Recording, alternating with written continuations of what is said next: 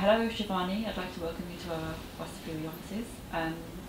Shivanee is a poetess, feminist, and activist, and her debut collection has just been published. It's called Everyone Knows I Am a Haunting. And yes, I'd like to welcome you, Shivanee. Oh, thank you, Rukhsana. I'm delighted to be here. Very excited to physically be present in Wasafiri space. So I'm going to begin with asking you about your collection of poems. It's in the collection you tell a powerful and sometimes quite a visceral story about the indictment of female experience and the many kind of societal pressures on women to be quiet, not speak up, to stay invisible, and in particular the red thread cycle. This is very much, visible and to the reader. I wondered how much of this anger and rage, I suppose, comes from your own experience as an Indo-Trinidadian non-cis person. I would say the vast majority of it. I think for a long time, when it came to the ultimate truth of the poems, if there is such a thing, I resisted autobiographical interpretations because it would mean that there were less layers of secrecy surrounding me and my relationship to the poems. But since the publication of the book and sharing the book in public spaces, I've realized that I don't really want to benefit from the privilege of that kind of anonymity. And the relationships people, particularly women, make with the book would make that difficult anyway. In many respects, my upbringing in what is now semi-rural Trinidad was deeply unconventional, but also surrounded by markers of the extremely orthodox. I had non-conformist parents, but much of my extended family is deeply patriarchal, misogynist, and that ties into fundamental belief in both Hinduism and Catholicism. And it struck me in the composition of all the poems in this book, and perhaps the red thread cycle in particular, that there's almost always a subcutaneous layer of truth underneath the accepted truth, and I wanted to get at that. I felt it was important to do that and to truly interrogate what truths, if not for the reality of the poem, would never be spoken. So often writers will say that, people, mainly writers actually, when they're writing when questioned about would they ever write a memoir, they often say, well, I wouldn't be able to do it till my parents passed away, for instance, because they feel like they couldn't tell the truth until their parents passed, because they wouldn't want to hurt them. And you've kind of explained, the opposite of that, I suppose. Were there points where you felt you had to self-censor yourself because of that family? You might not want to upset or hurt the norm, basically, in your family or the wider society. Oh, I felt it quite strongly, but I think just as strongly I felt the need to resist it. The book is dedicated to my parents, to my mother, Deborah, and my father, Suresh. And particularly my relationship with my father, I felt that these poems would be inaccessible to him and upsetting and revelatory in a way that would make family life deeply uncomfortable. And yet, I think in coming to that conclusion on my own, I forgot, as we, I suppose as children, so often forget that parents do often contain multitudes. And so at the public launch of this book at the Pikas Literary Festival this year, my entire immediate family was present for the first time for one of my readings. My mother, my father, my two brothers. And my father was completely wrapped with attention. And though he'd never say so to me, he then told my mother after the reading that he was extremely proud of me.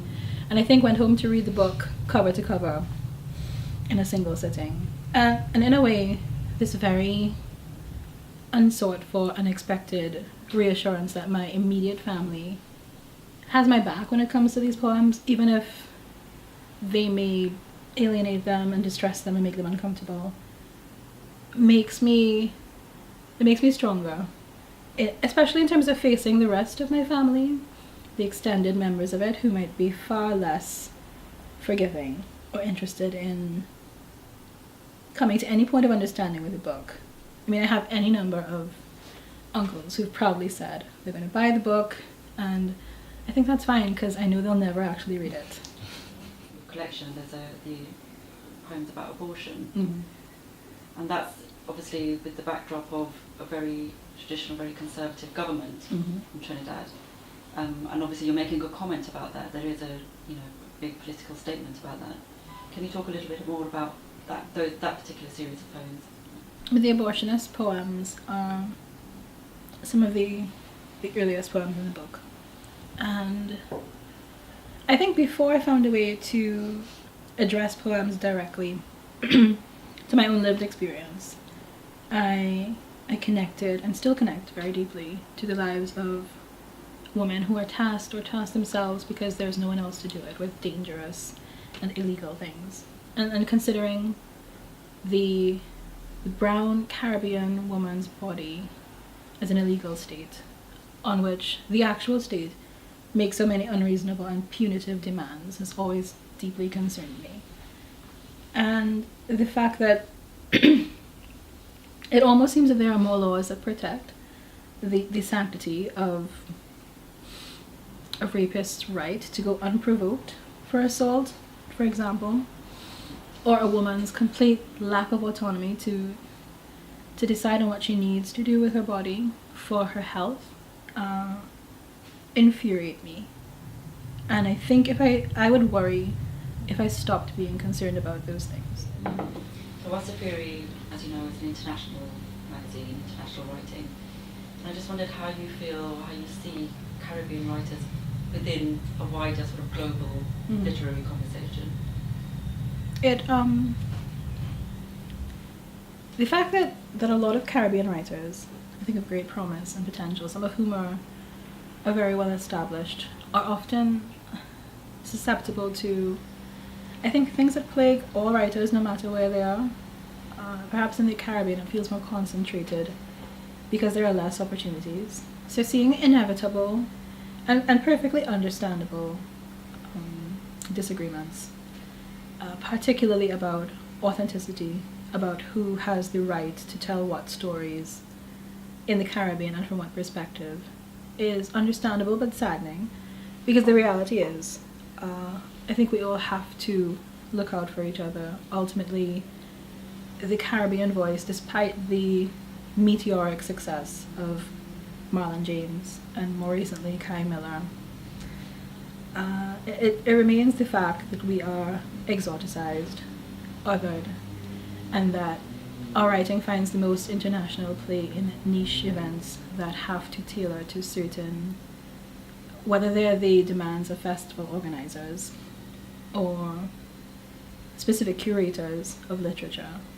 And it is dispiriting and maddening that our point of access into global literature often has to be themed. And I think, why can't a truly excellent novel or collection of short fiction or book of poems or hybrid literature simply be an outstanding book in the way that an American book or a British book is allowed to be outstanding? And I think we cannot stop doing work on that, but be mindful of that greater responsibility as a Caribbean writer. Whether or not people feel the need to take it up is personal preference, but that doesn't make the need go away.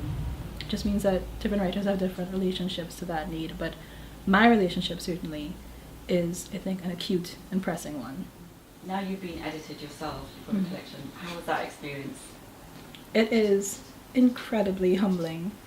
Like we were just saying, I think writers, bless them, bless us all, have very romantic expectations of the industry, even, and perhaps especially, of the small independent publisher.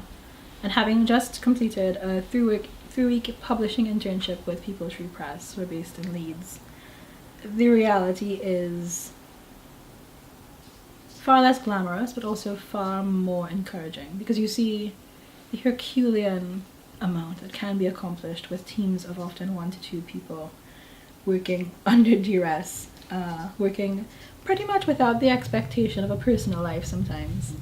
And if such minuscule teams can get so much done, as is the case with Wasafiri as well. I'm sure it's very promising for what the future might look like in terms of sustained engagement from the Arts Council and other NGOs who have a vested interest in literary value. And what would teams like People Tree and Wasafiri resemble, with more staff, more resources, a more expansive portfolio to do all the things they dream of doing. What is the publishing landscape like in the Caribbean? Bereft, but with good intentions. In 2012, at the Cariblit convening, Jeremy Pointing of People Tree Press and Johnny Temple of Akashic Books accepted the need for an imprint press, which they made between their two organizations called Pikas.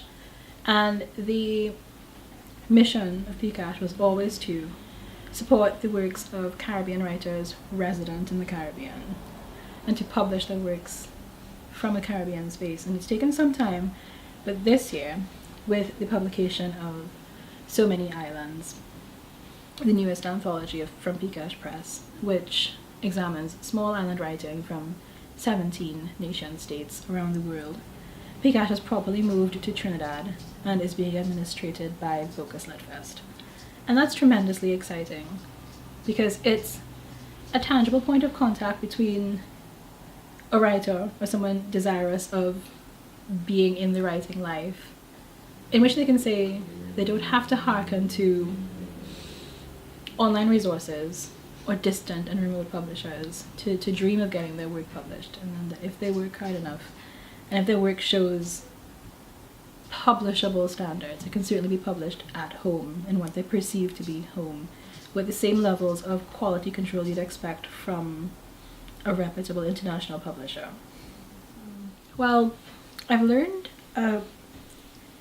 indispensable, incredible sort of wealth of information while at People Tree. The goal is now to take what I've learned about the practical, real world of independent publishing and apply those standards to Pikas while simultaneously building our own house style, which I think will be incredibly valuable to Pikas as an entity as well as to Caribbean writers.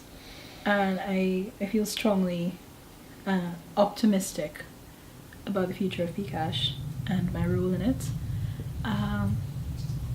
As a poet, I think the poems haven't given up on me yet, so the work will continue, and it will probably reach into more challenging, confrontational, audacious space. I mean, I might find myself at a point where I'm invited to less dinner parties and cocktail functions, but I have no problem with that because my imperative is to try to do the work as well as I can for as long as I can.